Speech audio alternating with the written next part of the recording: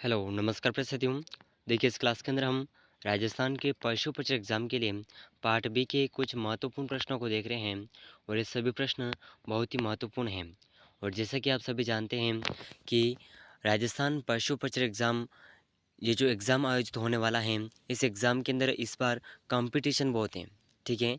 बहुत अधिक फॉर्म भरे हुए हैं और कॉम्पिटिशन बहुत है। अगर इस कॉम्पिटिशन में आपको सिलेक्शन लेना है, तो इन सभी महत्वपूर्ण प्रश्नों को विशेष रूप से ध्यान रख कर के पढ़ना होगा। तभी आप इस एग्ज़ाम के अंदर अपना सिलेक्शन ले सकते हैं। तो अब ये आपकी मेहनत पर डिपेंड करता है कि आप कितनी मेहनत करते हैं।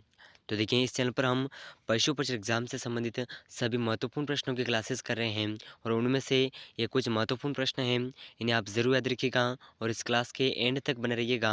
अगर चैनल पर नए हैं तो चैनल को सब्सक्राइब ज़रूर करिएगा। तो देखिए इन प्रश्नों की श्रृंखला में हम अब तक 40 प्रश्न कर चुके हैं और इस क्लास के अंदर हम क्वेश्चन नंबर 41 से शुरू कर रहे हैं। तो देखिए आज का अपना क्वेश्चन नंबर 41 है, गाय भैंस की नाड़ी गति किस धमनी से ज्ञात की जाती है? तो देखिए बहुत ही शानदार क्वेश्चन है कि गाय और भैंस के जो नाड़ी की गति है, ये कौन सी धमनी से ज्ञात की जाती है? ठीक है, तो देखिए इसके ऑप्शन हैं। ऑप्शन वन फेमोरल धमनी, अगर इसके बारे में पूछा जाए तो यह हम भेड़ भेड़ और बकरी की धमनी, इस धमनी के द्वारा नाड़ी की गति ज्ञात की जाती हैं, ठीक है, फेमोरल धमनी की सहायता से। और फेशियल धमनी और मैक्सिलरी धमनी, इन दोनों की सहायता से घोड़े की जो नाड़ी की गति है उसको ज्ञात किया जाता है, ठीक है, ज़रूर याद रखिएगा।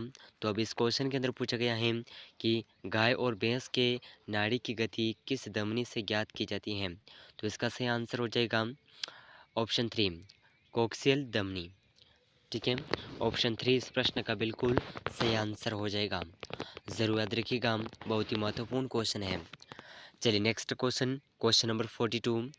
अगर आपको इन प्रश्नों का आंसर पहले से आता है कमेंट ज़रूर करिएगा। तो देखिए क्वेश्चन नंबर 42 आपके सामने है। चलिए तो देखिए बहुत ही शानदार क्वेश्चन है। क्वेश्चन नंबर 42, पशु द्वारा मिट्टी को खाना कहलाता है। तो देखिए किसी भी पशु द्वारा मिट्टी को खाना क्या कहलाता है? तो देखिए इसके ऑप्शन हैं। Option one pilophagia, option two geophagia, option three free martin, option fourth कोई भी नहीं। तो देखिए इन चारों ऑप्शन में से इस क्वेश्चन का जो सही आंसर है, पशु द्वारा मिट्टी का खाना जियोफेजिया कहलाता है, ठीक है। ऑप्शन टू इसका बिल्कुल सही आंसर हो जाएगा, ज़रूर याद रखिएगा, बहुत ही महत्वपूर्ण क्वेश्चन है। चलिए नेक्स्ट क्वेश्चन, क्वेश्चन नंबर 43।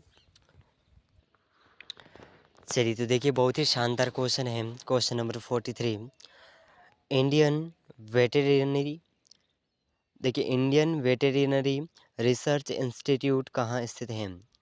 तो देखिए इंडियन वेटेरिनरी रिसर्च इंस्टीट्यूट कहाँ पर स्थित है और इसे राष्ट्रीय पशु चिकित्सा अनुसंधान केंद्र भी कहा जाता है, ठीक है, ज़रूर याद रखिएगा, राष्ट्रीय पशु चिकित्सा अनुसंधान केंद्र अगर क्वेश्चन के अंदर पूछा जाए, ठीक है। तो देखिए इसके ऑप्शन हैं। Option one Izzatnagar Bareilly Uttar Pradesh, Makhdoom Mathura Uttar Pradesh, Hisar Haryana, Guwahati Assam. तो देखिए इन चारों ऑप्शन में से जो इंडियन वेटेरिनरी रिसर्च इंस्टीट्यूट कहाँ पर स्थित है, तो यह जो है इज़्ज़तनगर बरेली उत्तर प्रदेश में स्थित है, ठीक है। तो इस क्वेश्चन का ऑप्शन वन बिल्कुल सही आंसर हो जाएगा। अगर क्वेश्चन के अंदर पूछा जाए कि राष्ट्रीय पशु चिकित्सा अनुसंधान केंद्र कहाँ पर स्थित है, तो यह हम अपने इज़्ज़तनगर बरेली उत्तर प्रदेश में स्थित हैं, ठीक है, ज़रूर याद रखिएगा, बहुत ही महत्वपूर्ण क्वेश्चन है। चलिए next question, question number 44।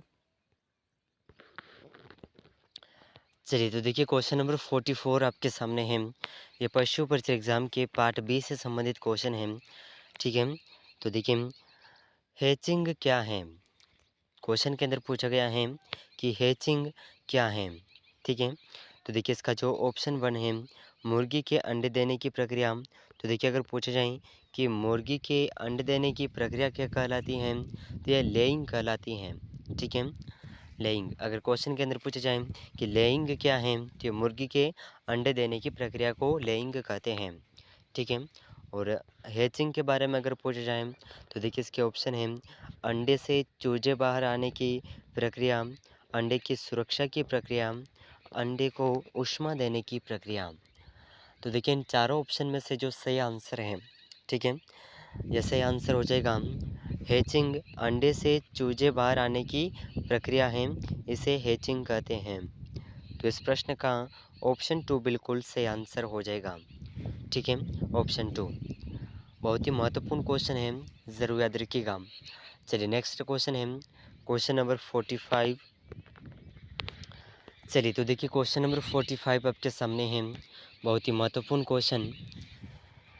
Tetanus रोग के कारण मनुष्य का कौन सा अंग प्रभावित होता है? तो देखिए टिटनेस रोग के कारण मनुष्य का कौन सा अंग प्रभावित होता है? तो देखिए इसके ऑप्शन हैं ऑप्शन 1 आंत, ऑप्शन 2 फेफड़े, ऑप्शन 3 तंत्रिका तंत्र, ऑप्शन 4 श्वास नली। तो देखिए इन चारों ऑप्शन में से टिटनेस रोग के कारण मनुष्य का जो अंग प्रभावित होता है, यह अंग है तंत्रिका तंत्र। ठीक है, ऑप्शन 3 इसका बिल्कुल से आंसर हो जाएगा। और तंत्रिका तंत्र का जो आकार होता है धनुषाकार होता है। ठीक है, ज़रूर याद रखिएगा। चलिए नेक्स्ट क्वेश्चन है क्वेश्चन नंबर 46।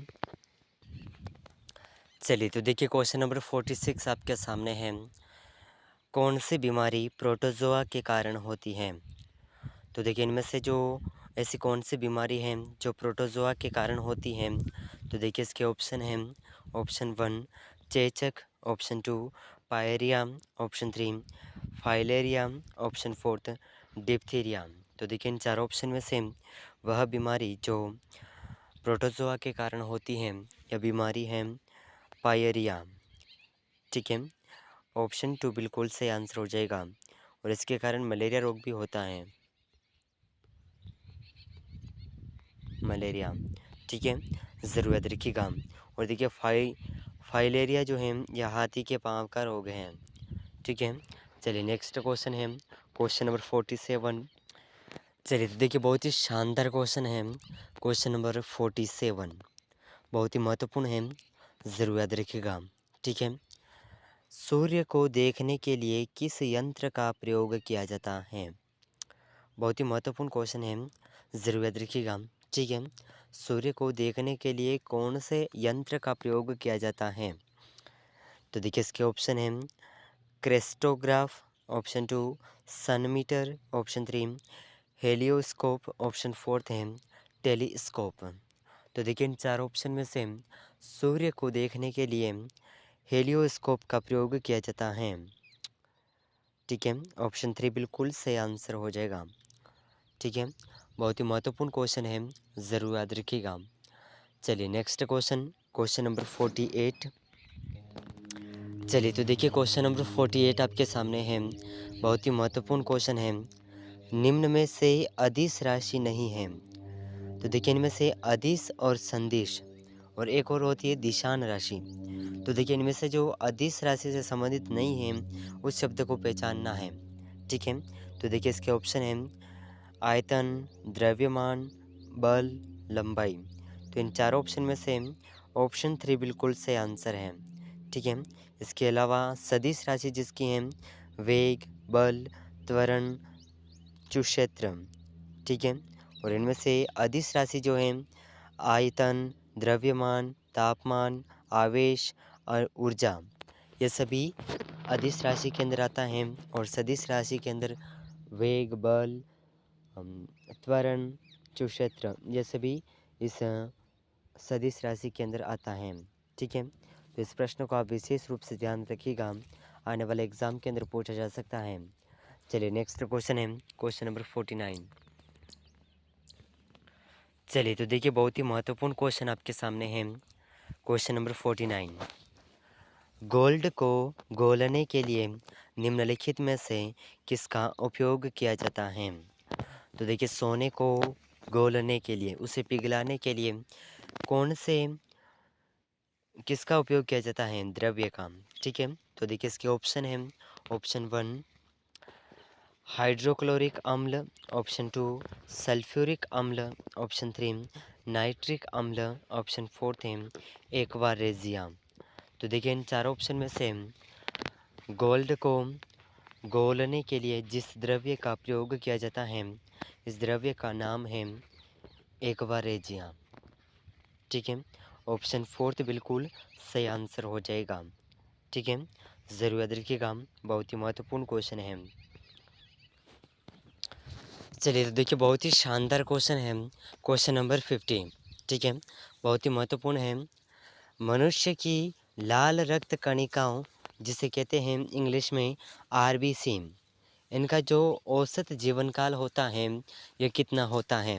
इस क्वेश्चन के अंदर यह पूछा गया है। ठीक है, तो देखिए इसके ऑप्शन हैं। ऑप्शन 1 80 दिन, ऑप्शन 2 120 दिन, ऑप्शन 3 160 दिन, ऑप्शन 4 40 दिन। तो देखिए इन चारों ऑप्शन में से मनुष्य की लाल रक्त कणिकाओं का जो औसत जीवन काल होता है ये 120 दिन का होता है। ठीक है, ऑप्शन 2 बिल्कुल सही आंसर हो जाएगा। ज़रूर याद रखिएगा, बहुत ही महत्वपूर्ण क्वेश्चन है। तो देखिए इस क्लास के अंदर हमने राजस्थान के पशु प्रचर एग्ज़ाम के लिए पार्ट बी के कुछ मोस्ट इम्पोर्टेंट क्वेश्चन को क्लियर किया है और ये क्वेश्चन 50 तक कवर हो चुके हैं। ठीक है, तो इन सभी प्रश्नों में से आपके कितने क्वेश्चन सही हुए हैं हमें कमेंट में ज़रूर बताइएगा। अगर आप चैनल पर नए हैं तो चैनल को सब्सक्राइब ज़रूर कर लीजिएगा।